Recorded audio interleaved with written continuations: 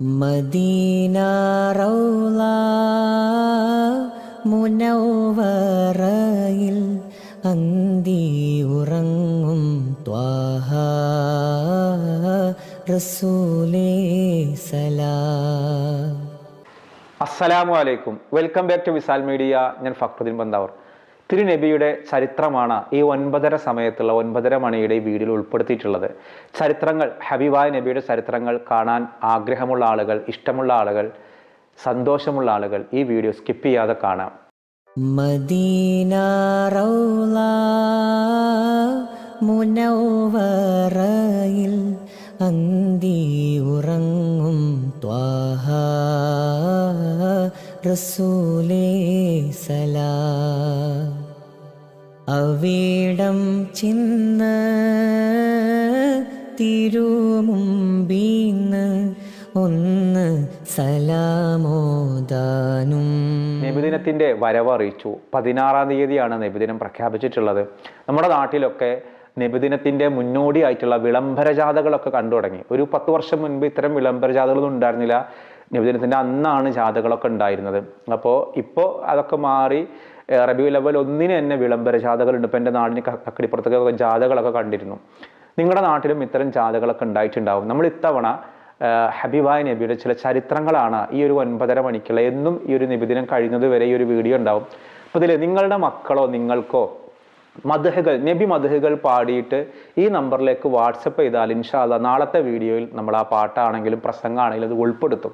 നിങ്ങൾ ചെയ്യേണ്ടത് ഇത്രമാത്രമാണ്.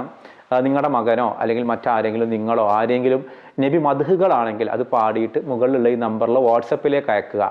വലിയ ദൈർഘ്യം വേണമെന്നില്ല. അപ്പോൾ നല്ല ആളുകൾക്ക് കാണാൻ സന്തോഷമുള്ളതാണെങ്കിൽ ഇൻഷാ അല്ലാഹ് നാളത്തെ വീഡിയോയിൽ ഉൾപ്പെടുത്താം. അത് മദ്ഹുകൾ മാത്രമല്ല, ഇനി ചെറിയ നമ്മുടെ മക്കൾ പഠിക്കുന്ന മദ്രസകൾക്ക് പഠിച്ച നബിദിന പ്രസംഗങ്ങളാണെങ്കിലും കവിതകളാണെങ്കിലും സ്വീകരിക്കുന്നതാണ്. അപ്പോൾ നമ്മുടെ ഒരു നബിദിന മീലാദ് പരിപാടിയാണ് എന്നും ഇത്തരത്തിലുള്ള ഒരു ചരിത്രം. പിന്നെ നിങ്ങൾ അയക്കുന്ന വീഡിയോകൾ എന്താണോ, പാട്ടാണെങ്കിൽ പാട്ട്, മദ്ഹാണെങ്കിൽ മദ്ഹ്, കവിതയാണെങ്കിൽ കവിത, പ്രസംഗമാണെങ്കിൽ പ്രസംഗം, അതും കൂടി ഉൾപ്പെടുത്തും. അപ്പോൾ ഇൻഷാ അല്ലാഹ് ഈ നബി ചരിത്രവുമായി ബന്ധപ്പെടുന്ന ആദ്യ എപ്പിസോഡാണ് ഇന്നത്തേത്. നമുക്കിത് കാണുന്നതൊരു പുണ്യമായി അള്ളാഹു സ്വീകരിക്കട്ടെ. കാരണം നമ്മൾ പറയുന്നത് ഹബീബായ നബിയുടെ ചരിത്രങ്ങളാണ്.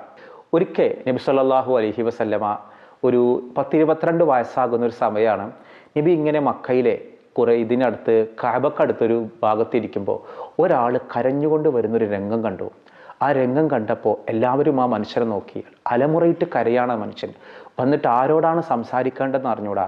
അവിടെ കണ്ടൊരാളോട് പറഞ്ഞു, എനിക്ക് നിങ്ങളുടെ സമുദായത്തിൽപ്പെട്ട ഒരാൾ എൻ്റെ കയ്യിൽ നിന്ന് കുറേ കാശ് വാങ്ങിയിട്ടുണ്ട്. അയാൾ നല്ലൊരു ബിസിനസ്സുകാരനാണ്. ആ ബിസിനസ്സുകാരൻ ബിസിനസ് ചെയ്യാൻ വേണ്ടിയാണ് ഞാൻ കാശ് കൊടുത്തത്.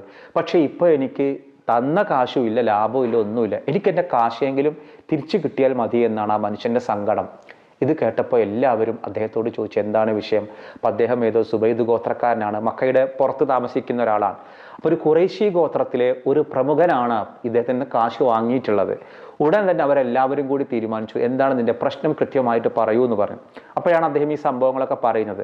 അദ്ദേഹം ഈ കാശൊന്ന് ചോദിച്ച് കിട്ടാൻ വേണ്ടിയിട്ട് അബൂജഹൽ, അബൂലഹബ് തുടങ്ങിയ മക്കയിലെ പ്രമുഖരോടൊക്കെ പോയി കരഞ്ഞു പറഞ്ഞിട്ടുണ്ട്. അവരൊക്കെ ഈ കാശ് വാങ്ങി പറ്റിച്ചവൻ്റെ കൂടെ നിൽക്കാന്നല്ലാതെ ഈ കാശ് തിരിച്ചു വാങ്ങി കൊടുക്കാൻ ഒന്നും ചെയ്തില്ല. പകരം ഇയാളെ ആട്ടി ഓടിക്കുക ചെയ്തത്. അങ്ങനെയാണ് ആൾ നിസ്സഹായനായിട്ട് കഅബന്റെ അടുത്ത് കണ്ണീ കണ്ടവരോടൊക്കെ വിഷയങ്ങൾ പറയാൻ തുടങ്ങിയത്.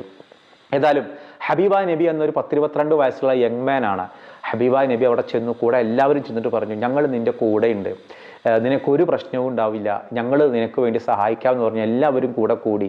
എന്നിട്ട് ഒരാളുടെ വീട്ടിൽ ചേർന്നു. അവിടെ നല്ല ഭക്ഷണമൊക്കെ ഉണ്ടാക്കുക, എല്ലാവരും സമ്മേളനം പോലെ ചേരുകയാണ്. എന്നിട്ട് അവർ പറഞ്ഞു, നമുക്ക് അദ്ദേഹത്തിന് വേണ്ടി നീതി നടപ്പിലാക്കണം, നമുക്കൊരു സഖ്യം രൂപപ്പെടുത്താം, എന്നിട്ട് ആ മനുഷ്യൻ്റെ കയ്യിൽ നിന്ന് അയാൾക്ക് ആവശ്യമായ പണം തിരിച്ചു വാങ്ങിക്കാമെന്ന് പറഞ്ഞു.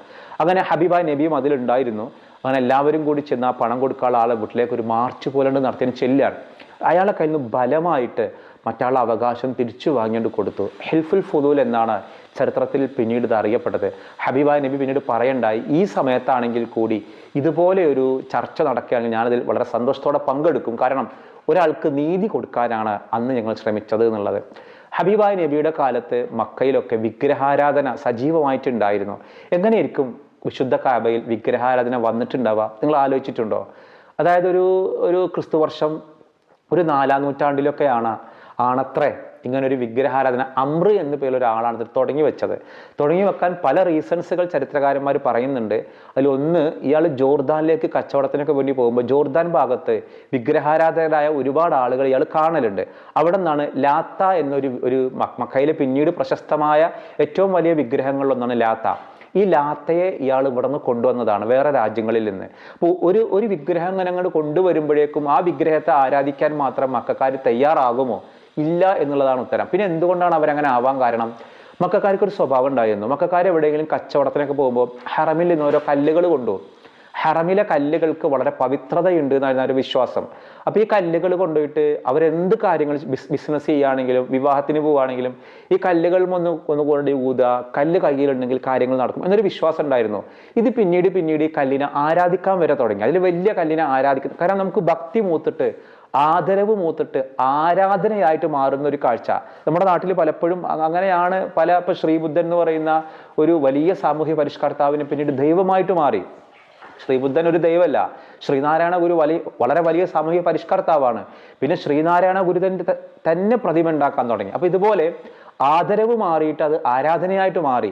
ഇങ്ങനെ വന്നൊരു ജനസമൂഹത്തിനിടയിലേക്കാണ് അത് പറഞ്ഞാൽ ഇതിങ്ങനെ സാവധാനം ആളുകൾക്കുള്ളിൽ ഈ ഹറമിലെ കല്ലുകൾ കൊണ്ടുപോയിട്ട് ആദരവ് മാറി ആരാധനയായിട്ട് മാറുമ്പോഴാണ് ഈ അമ്ര എന്ന പേരുള്ള ഒരാള് ലാത്ത എന്നൊരു വിഗ്രഹമായിട്ട് വരുന്നത്. വന്നപ്പോൾ എന്താ സംഭവിച്ചത്? ആളുകൾക്ക് ചിലർക്ക് അതിൽ വളരെ ഇഷ്ടം തോന്നിയിട്ട് അവരതിനെ അപ്പോഴും അവര് ഹജ്ജും ഉംറയും തവാഫൊക്കെ ഉണ്ട് കേട്ടോ. അവരെ അള്ളാഹുവിലും വിശ്വാസമുണ്ട്. പകരം ഇത്തരം വിഗ്രഹങ്ങളെ കൂടി അവരെ ആരാധിക്കാൻ തുടങ്ങി. ഇതുകൊണ്ടാണ് അവരെ മുശ്രിക്കുകൾ എന്ന് വിളിക്കുന്നത്. അവരെ കാഫിറുകൾ എന്നല്ല, ദൈവത്തിൽ പങ്കു ചേർത്തവരെന്നാണ് വിളിക്കല്. പിന്നീട് ഓരോ കുടുംബക്കാരും അവർക്ക് ആഗ്രഹമുള്ള അവർക്ക് ഇഷ്ടമുള്ള ആളുകളുടെ പ്രതിമകളും കഅബയിൽ തൂക്കാൻ തുടങ്ങി. പിന്നീട് അവിടെ നേരത്തെ മരണപ്പെട്ടു പോയ നല്ല ചില മനുഷ്യരുടെ വിഗ്രഹങ്ങൾ ഉണ്ടാക്കിയിട്ട് അവരും അവിടുത്തെ ദൈവങ്ങളായിട്ട് മാറി. ഇത് കാലക്രമേണ സംഭവിച്ച ഒന്നാണ്. ഹബീബായ നബിയുടെ ജനനസമയത്ത് 360 പരം വിഗ്രഹങ്ങൾ ഉണ്ടായിരുന്നു. ചില സംഖ്യകളൊക്കെ പറയാറുണ്ട് ഒരു വിഗ്രഹങ്ങൾ ഉണ്ടായിരുന്ന ഒരു ക്ഷേത്രമായിരുന്നു കഅബ എന്നുള്ളത്. ഒരിക്കലും അങ്ങനെയല്ല. ചരിത്രപരമായിട്ട് തെളിയിക്കപ്പെട്ട ഒന്നാണ്. അതൊരു വിഗ്രഹങ്ങളില്ലാത്ത ഒരു ആരാധനാ കേന്ദ്രമായിരുന്നു കഅബ. പിന്നീട് അത് വിഗ്രഹങ്ങൾ കയ്യേറിയതാണ്. ഏതായാലും ഇന്നത്തെ ഈ ചരിത്ര കഥയിൽ നമ്മൾ വളരെ ചുരുങ്ങിയ ചില കാര്യങ്ങളാണ് പറഞ്ഞിട്ടുള്ളത്. ഇൻഷാ അല്ലാഹ് ഇനിയുള്ള എല്ലാ ദിവസവും 9:30 മണിക്ക് ഈ ഒരു നബിദിന വിശേഷങ്ങൾ ഉണ്ടാവും. നമ്മുടെ നാട്ടിലൊക്കെ നബിദിനത്തിലുള്ള തയ്യാറെടുപ്പുകൾ തുടങ്ങി. വീടുകളിൽ ഹബീബായ നബിയുടെ മദ്ഹുകൾ മൗലൂദ് ചെല്ലുക എന്നുള്ളതല്ല, നമ്മുടെ കുട്ടികൾക്ക് നമ്മൾ നബി കഥകൾ പറഞ്ഞു കൊടുക്കുക. മൗലൂദ് ചെല്ലുന്നത് ഒരു പുണ്യം പോലത്തെ ഒന്നാണ്. നബി കഥകൾ കുട്ടികൾക്ക് വേണ്ടുന്ന കുട്ടികളുടെ ഭാഷയിൽ പറഞ്ഞു കൊടുക്കുക. നമ്മുടെ കുട്ടികൾ ഹബീബായ നബി അടുത്തറിയട്ടെ. അവർ ഈ വയലിൽ കേൾക്കുന്ന കഥകൾക്കപ്പുറം ചരിത്രങ്ങൾ അറിയണം. ഇൻഷാ അല്ലാഹ് തീർച്ചയായിട്ടും നിങ്ങൾക്ക് ഈ വീഡിയോ കേൾപ്പിച്ചു കൊടുക്കുക. ഇതിൽ എന്തായാലും ഒരു ചരിത്രം ഉണ്ടാവും. അതിൻ്റെ കുട്ടികൾക്ക് പഠിക്കാനും ഉപകരിക്കാനും ഒക്കെ ഉള്ള പറ്റുന്ന ഒന്നാണ്. അപ്പോൾ ഇൻഷാ അല്ലാഹ് ഇത് നിങ്ങളുടെ പിന്തുണയിലാണ് ഇതിൽ വിജയിക്കാൻ കഴിയുക. ഇതിൽ നമുക്ക് ഇൻഷാ ചില മത്സരങ്ങളൊക്കെ വെക്കാനുണ്ട്. അപ്പോൾ നിങ്ങളുടെ നാട്ടിലുള്ള നബിദിന വിശേഷങ്ങൾ അറിയിക്കാം. നമ്മളത് കൊടുക്കും. ഈ നമ്പറിൽ നിങ്ങൾ അയച്ചാൽ മതി. അതോടൊപ്പം നിങ്ങളുടെ മക്കളുടെ പാട്ടും പ്രസംഗങ്ങളും കൂടി അയക്കാവുന്നതാണ്. ഒക്കെ മക്കളൊക്കെ ഇപ്പോൾ നബിദിനത്തിൽ പഠിച്ചു തുടങ്ങിയിട്ടുണ്ടാവും. പഠിച്ചു തുടങ്ങിയ കുറച്ച് ഭാഗങ്ങളിൽ അതെങ്കിലും അയച്ചാൽ മതി. കുട്ടികൾക്ക് അത് പഠിക്കാനും ഉപകാരപ്പെടും. അപ്പോൾ ഓക്കെ, അടുത്ത മറ്റൊരു ദിവസം മറ്റൊരു നബിദിന വിശേഷ വീഡിയോ ആയിട്ട് വീണ്ടും കാണാം. അസ്സലാമു അലൈക്കും.